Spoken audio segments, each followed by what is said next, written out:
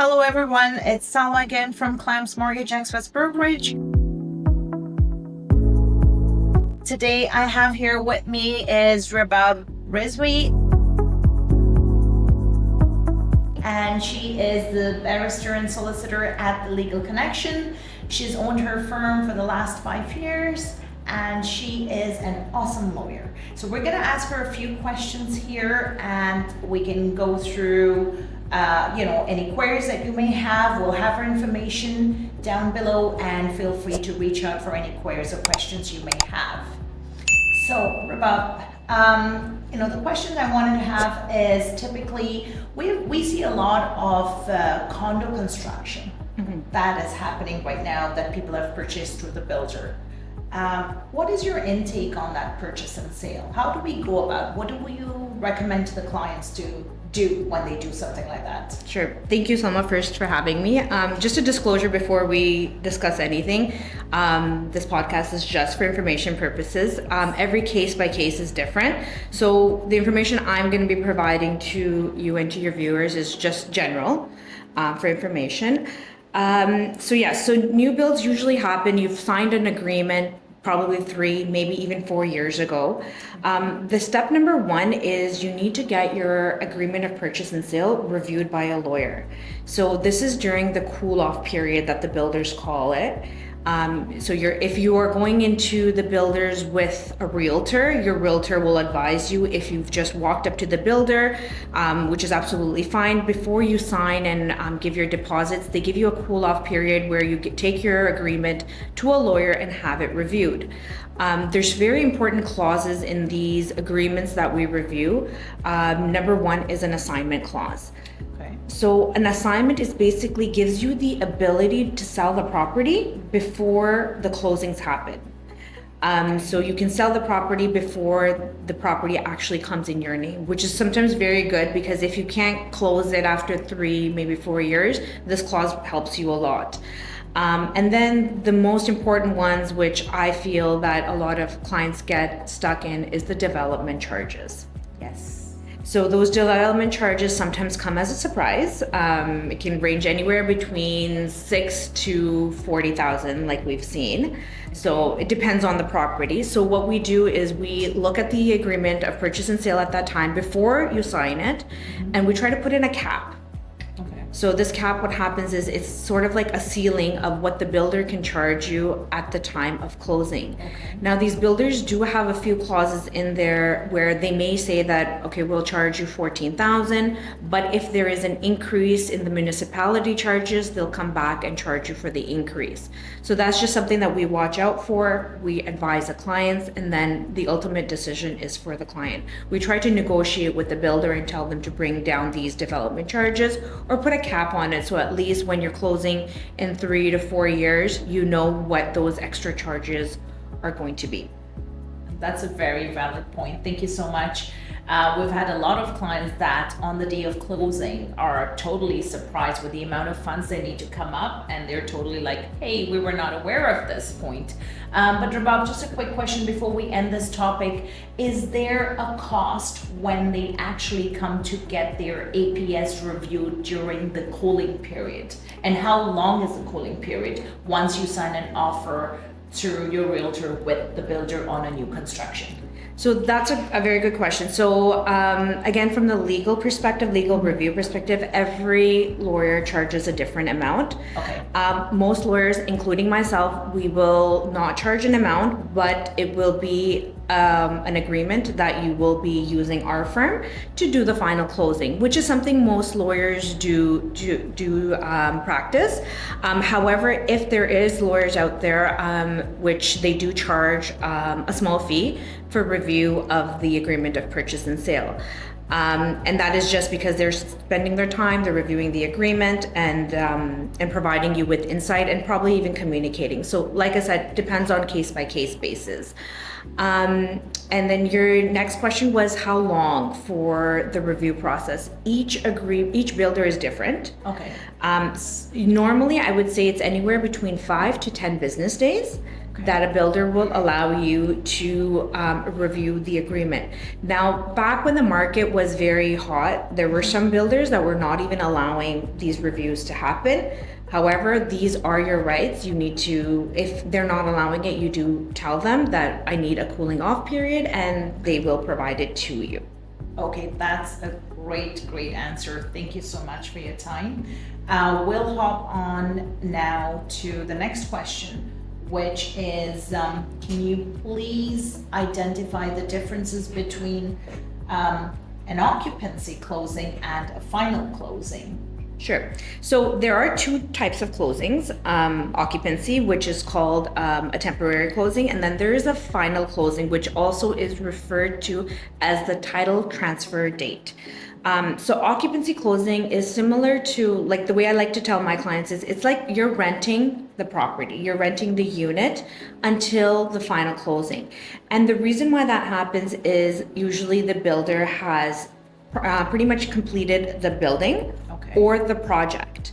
And it just has not been registered yet. So what this allows the builder to do is move the occupants into the units while it's still completing the process. So if you'll see some of these condo buildings, you'll go in, there's people living there, but the condo is still not completed. Like, there's still like wood in the elevators, or there's a lot of construction happening. What that means is occupancy has been completed.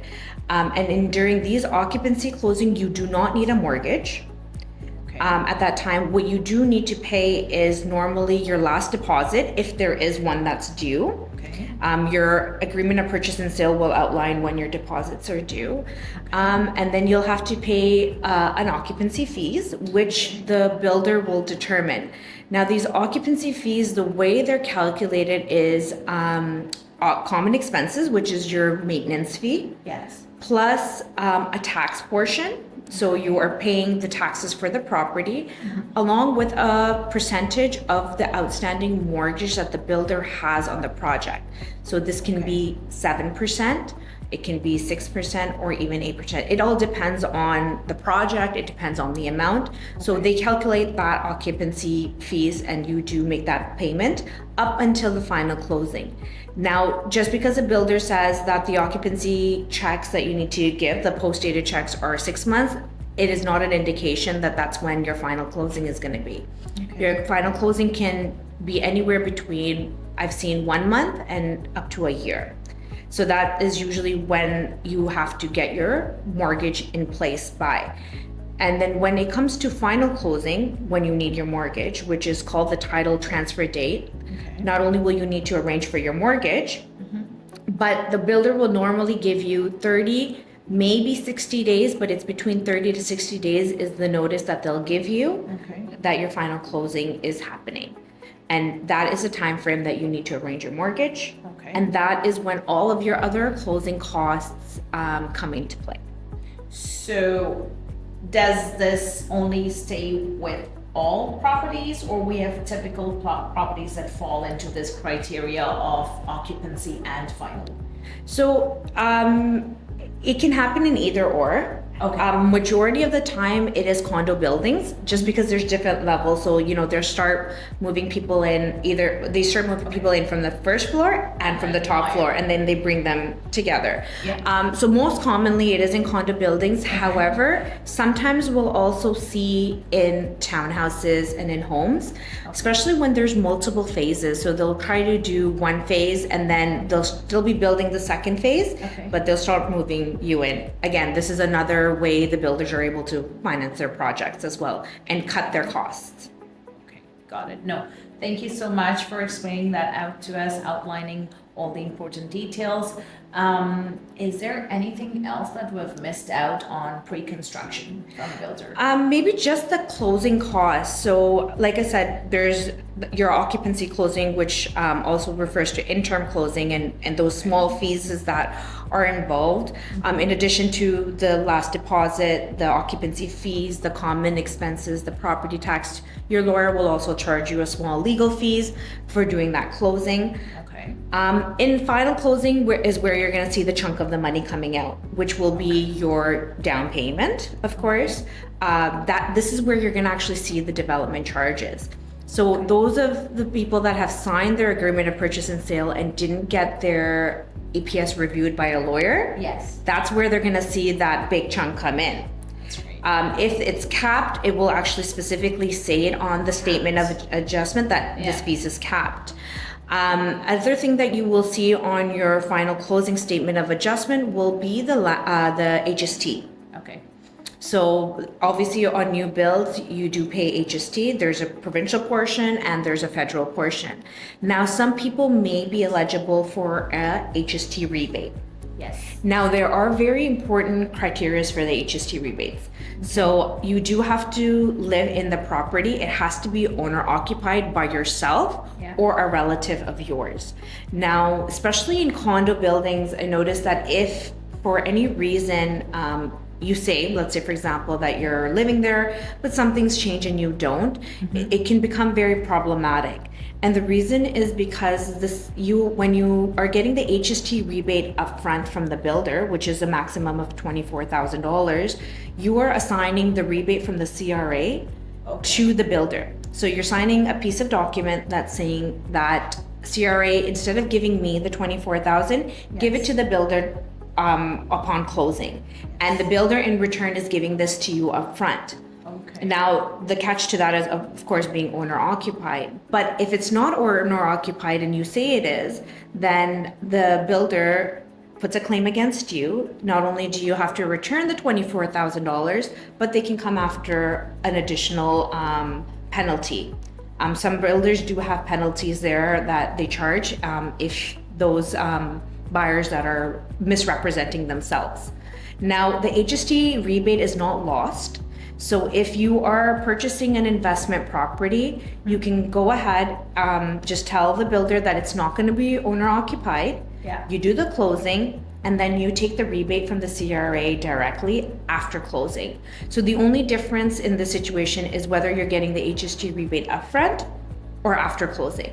And if you take it after closing, you don't, even if you think that you're going to be owner occupied, you're not sure, I always recommend and always tell my clients, do it after closing because it's better. You don't lose it. It is, the CRA will give it to you. Yeah. And I've seen typically like 90 days, you go to your accountant. Exactly. Some cases it's 90 days. Yes. So you just submit it with so we will give you the statement of adjustment. Okay. That's all you basically need. You give it to your accountant and they go ahead and they help you process the rebate for you. You don't have to wait till your taxes are being filed. Yeah, this is where I encourage all the investors that are actually purchasing their condos to actually pay up front for the HST, and then you always get the rebate back, right? This is something that I think a lot of clients are unaware of, and I'm glad that you brought that up. Thank you.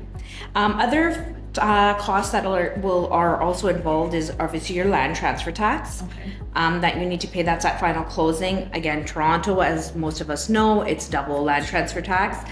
If this is going to be your first home, then you may be eligible for a land transfer tax rebate, which is a maximum of $4,000. Again, there are reasons where you would qualify and not qualify. Okay. So in order to qualify, both you and if you're married, your spouse could not have owned a property anywhere else in the world.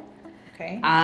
If let's say for example one spouse has, the other one hasn't, then you still don't qualify because it's a rebate that the family unit gets in total. Oh, I actually thought it was just the country. No, so it's anywhere in the world. Okay. So whether it's back home or not, and there's an affidavit that the purchaser is going to be signing that actually specifically says that it's anywhere else in the world, and the consenting spouse or the spouse on title has to sign that as well if they're qualifying or not. Okay. And the second part of that is it has to be owner occupied. So if you're not going to live in the property, you can't get the rebate either. And this is for land transfer tax. And this is not something that you can apply later on. This is a one-time thing. If you lose it, if your first property, an investment property, then you've lost the land transfer tax. You won't be able to have it again. Okay. Generally, like I'm speaking of. The other fees would be obviously your legal fees, disbursements, title insurance. And one very important one that I feel that a lot of my clients forget about is common expenses. So in final closing, you actually have to pay 2 months of common expenses, which goes towards the reserve fund. So a reserve fund is a pool of money that the property management holds, and that is over time used for the maintenance of the property, which they use as a part of their budget as well. So when your final closing is happening, there's 2 months of those common expenses that you contribute towards. Okay, good to know. And then other than that, I think that's pretty much all of your major costs that are involved in your final closing. Okay, thank you. So last question on pre-construction. Sometimes we've got clients come up to say, oh, they weren't aware that the builder sent out a closing date and they were left with like 2 weeks of notice, and hence they weren't able to arrange their financing. So on our part, typically, once we have a mortgage approval for clients, we can hold the rates, let's say with alternate lenders 90 days and with the major banks at about 120 days.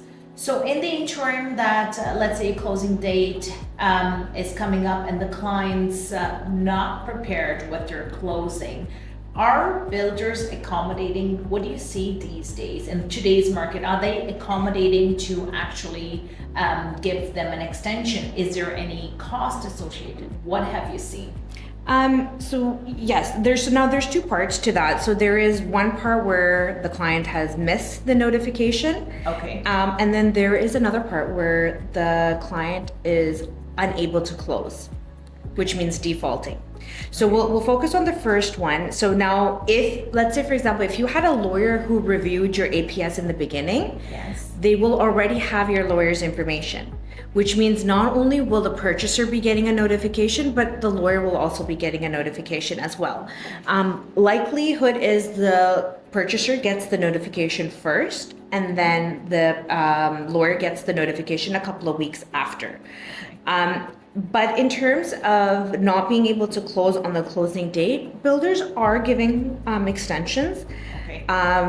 They give reasonable extensions, not like unlimited, but they're very aware. There are some builders will charge you, some won't. Again, it's a very case by case basis, project by project. Especially seeing the values coming down. Exactly. So people have to arrange for that extra funds, right? Exactly, and that's what that's most of the time what's happening, right? We're gonna be telling the builders either they need to arrange for funds, either the appraisal didn't come up. So those are things that builders are very well aware of. Okay. But what's important to note is it all depends on where this project is. If it's somewhere in Niagara versus Toronto, the builders are very different. Yes. They're approaching it very differently. So we just have to see which builder it is. But on the most part, builders are giving extensions, reasonable extensions, and they are charging an amount. They're very rarely you'll see 1 or 2 builders which won't, and it all depends on at what time you're asking for an extension, right? Because just remember, when you're having occupancy, you don't really need an extension because you don't need funds. And if that project has already had their interim closing completed and now you're just final closing, I would say they're more willing to give an extension because you're already occupying the property, less headache for the builder. Versus if they're just going directly into final closing, they might be a little bit more reluctant to. Now the second part of that is, what about situations where the purchaser is not able to close? Yes. Because we are seeing more and more a lot of them. Yes, people that are coming are saying that we just can't close. Yeah. Obviously, we as lawyers cannot say yes, walk away from a property. It's not appropriate. It's a legal obligation. So we understand that you've signed an agreement 3-4 years ago. Yep. The market has changed, but at the same time, that is a legal agreement you've signed. It's an obligation for you to complete. Now, like any agreement, whether it's property or any agreement that you sign, if you can't fulfill it, you're defaulting on it, which means you're in breach of that agreement. There's different repercussions, but the main one is you lose your deposit, which is very obvious, and then the builder does litigate against you. It may be within 6 months you'll get a notice, or within a year. They have to do it within 2 years. Okay. And then what they do after that is you get served, and then it's a litigation matter, which means it's much more costly to you because you are going to have to represent yourself. If purchasers choose not to represent themselves, there's a writ against their name, then they can't buy property elsewhere, and they're stuck in that situation. And I'm sure you can speak to how that impacts getting a mortgage in the future. Yeah, no, that's true. We've seen few clients go through that and are struggling at last minute to come up with funds to get rid of those writs or judgments against their names. Thank you so much. Is there anything else we need to add on this topic? No, I think we're good. That's pretty much it for new builds specifically. So thank you so much for joining us on this. If you guys have any questions, please feel free. We're gonna have the information for Rabab Rizvi. Feel free to reach out to her at the info@thelegalconnection.ca, and we'll have all the information down there. Thank you so much. Have a wonderful day. Thank you.